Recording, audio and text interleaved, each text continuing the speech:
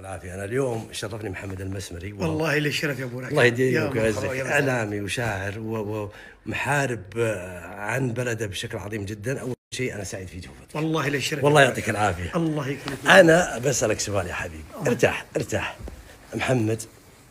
أنت يوم من الأيام انتقدت المملكة العربية السعودية. نعم. وكان انتقاد حاد وكنت تتكلم عنه، ليش يا محمد وأنت اليوم في المملكة العربية السعودية؟ والله يا أبو راكان، أنا كنت أرى أن الذي يعمل أنه صح، وأنا في النهاية بشر، وكنت أدافع على وطني. انتقدت من ناحية، يعني ربما يعني ما سبيت، انتقدت، أما السب حاشا، لا دخلت في عرض ولا سببت ولا شتمت ولا طعنت. قيرة على بلدي، مثل ما أنتم الآن تدافعوا تموت على بلادكم، أنا كنت أدافع على بلدي، وكنت أرى أني على حق. الله المستعان. أوكي. كنت أرى أني على حق. من ناحية تم قصف أمخاخ ملايين اليمنيين، أقول لك بشكل صريح. شلون؟ القوميين من جهة، الشعبويين من جهة، الناصريين من جهة، الزيدين من جهة. يعلموك من صغرك انه عبد العزيز ال سعود الله يرحمه ورث عياله ورث، انه لا تخلوا اليمن تطلع ولا تخلوا اليمن تنزل. وقصلوا امخاخ اليمنيين بالهبل ان السعوديه طامعه في ارضك وطامعه في غازك وفي بترولك وفي هذا. لا، ما تشوف الان، خل اجيبها لك على البلاطه. لا اليمن الان يعني كانت شبه مقسمه، والاخوه في الامارات كانوا يقسموا البلاد. لو السعوديه طامعه في بلادنا كما تقول الامارات ياخذوا الجنوب، انا باخذ حضرموت المغرب. لكن استماتت ودافعت عنا ومشعتنا مش من بلعوم نتنياهو. هذا الذي غير رايي في المملكه ومن قبل. وحتى لما كنت انتقد في ذروه ما كنت انتقد الاخوه في المملكه، لي فيديوهات من 2017 2018 ادافع عليها، موجوده لحد الان، موجوده في اليوتيوب. ايضا خرج في امريكا وتكلمت، وموجود الفيديو في التيك توك في 2022 قبل 4 سنوات، لما بايدن تكلم على قانون جستا والسعوديه، خرج اقف مع المملكه العربيه السعوديه قلبا ومستعد اروح اضارب باب البيت الابيض. انا يعني ما كان انتقادي للسعوديه دفاعا عن الحوثي، وتحداهم يلقوا لي حتى فيديو او تغريده او قصيده يعني مدح في الحوثي ولا في عبد الملك. لا، كنت ارى ان هذا الشيء صح، عملته. ومن ناحيه قلت لك يقص امخاك. وثاني شيء حدث هذا السن قبل 10 سنوات، كان عمري 24 سنه، صليت على النبي. هذا جواب على السؤال الاول. طيب والان؟ الان يا طويل العمر السلامه، انا جيت للمملكه العربيه السعوديه وكنت اظن يعلم الله ويبي يسر لي. ها؟ كنت اقول يعلم الله ويبي يسر لي، الله المستعان، ويعلم الله ويبي يحصل لي. وصلت داخل بيتي بين اولادي واهلي، الله يحييك، والله ما لقيت الا الترحيب. تخيل وصل حد ان في ناس سعوديين يراسلوني بالسلام، يقولوا لي اسالك بالله يا اخي انا بطبخ لك واجيب لك اكل الفندق. تستاهل ان نكرمك. كنت اقول هذا الناس اللي كنت انتقدهم والله ما مي وجه باي وجه. مثلا اقابل السعوديين، قاعد اكلم ابو جمال الصباح وانا امشي، قلت لما اقابل استحي، وشفت الاستقبال وشفت الترحيب، وفي المطار يا مرحبا يا مسمري يا مسهلا. قلت انا ليت كل الشعب اللي مغسول مخه بس يشوفوا اللي شفت انا بس، والله الذي لا اله الا هو، ليت الناس يشوفوا اللي شفت انا. وثاني شيء يا ابو راكان، الله يطول عمرك، انا انسان فقد 19 شخص من اهله، الله المستعان، وانا عربي في النهايه، واخوي على راس اليدين يستشهدوا بالقصف. الله اكبر. يعني لو حصلت عندك انت ما بتدافع شيء على بلدك ولا بتكلم، الله اكبر. واللي ما يدافع على بلده ما في ابو خير. اتفق معك يا رجال، يعني احيانا قد يقودك عقلك حتى وانت على باطل، لكن الحميه العربيه تظل حميه عربيه.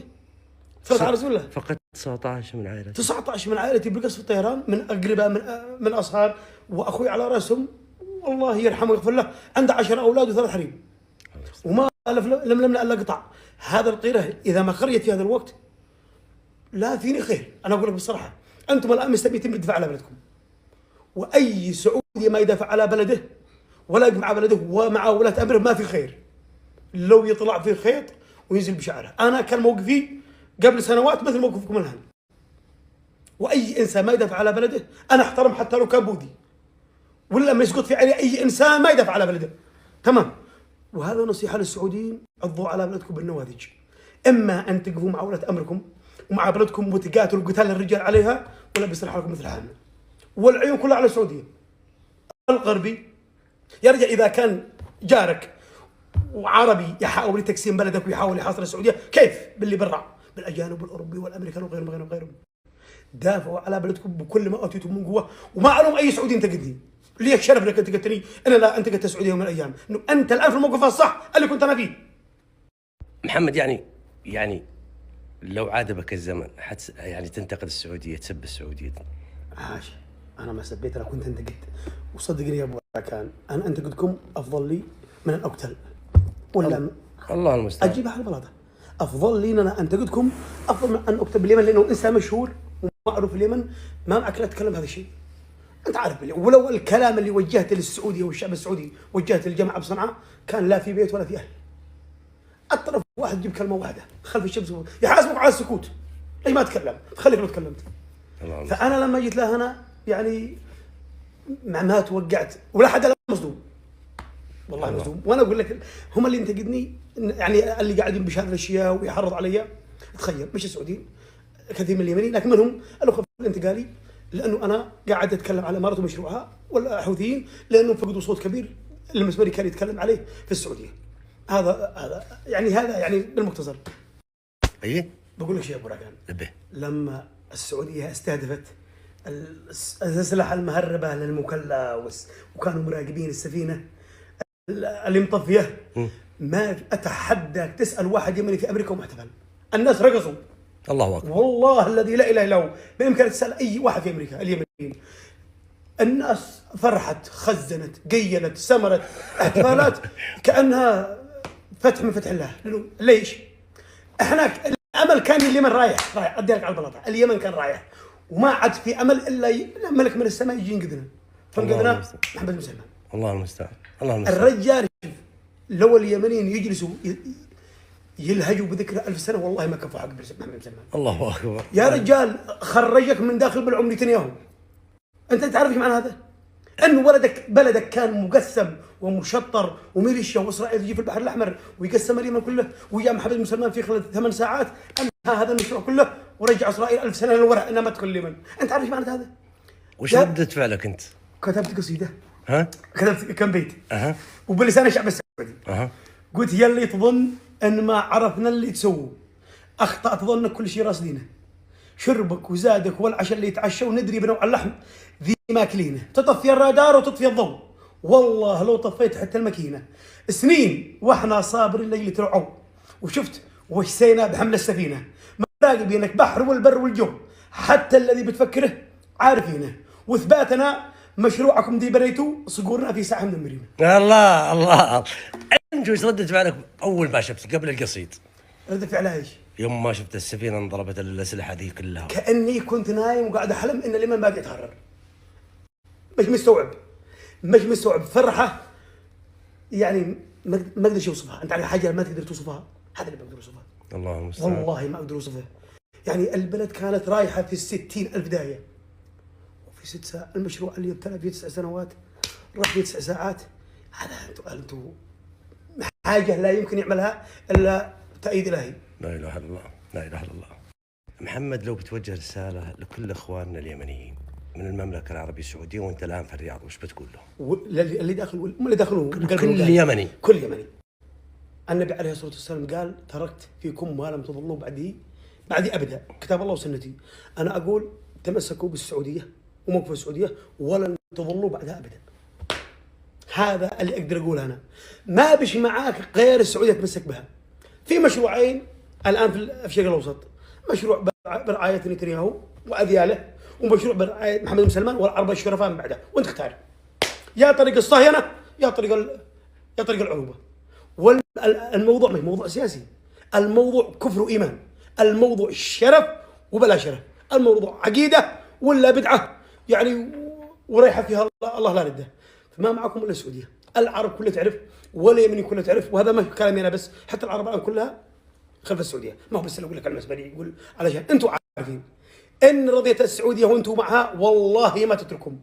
وشفتوا ايش اللي حصل في 9 ساعات كيف ضبطت الامور كلها. ما تشكك في السعوديه، هذا بتوصل في الاخير للمكان اللي وصل له المسمري، انه ما معنا بعد الله. وشوف يا ابو راكان يعني والناس كلها عارفين بهذا الشيء، بس الا اللهم فذكر ان ذكرى تنفع المؤمنين. معك في السعوديه 3 مليون يمني، وما في احد فتحنا ابواب لهم. ما في احد. وقت ما هو امن قومي وحرب على الحدود والابواب مفتوحه لليمنيين. تخيل في دوله بالعالم كلها تتعامل مع دوله وتفتح ابوابها للشعب الا السعوديه. معك الان 3 مليون يمني بالسعوديه، لو بس ضربت ان كل واحد بس يرسل يعني بالشهر 3000 ريال مصاريف، 3000 ريال سعودي، نتكلم على 900 مليون، قرابه مليار سعودي شهريا. ولولا هؤلاء المغتربين بعد الله اللي في السعوديه كان اليمن مش الا مجاعه بس، كان راحت. من وين يصرفوا الناس؟ من ياكلوا؟ ما فيش واحد حتى اللي بعض الناس تلقاه ينتقل للسعوديه وباليمن تلقى اخوه ولا ابن عمه شغال بالسعوديه ويتغاضوا عن هذا الشيء. والحدود مفتوحه، اللي يتهرب واللي يدخل رسمي واللي بالطيران واللي من المنفذ. ليش اقول لكم انه من تمسك بها ما خلته. يا ابو راكان، يعني غير الدعم اللي من اليمنيين المغتربين في السعوديه، دعم مركز الملك سلمان اللي انت واحد يعني من اعضاء ورئيس الفريق يعني في اليمن، البعثه في اليمن.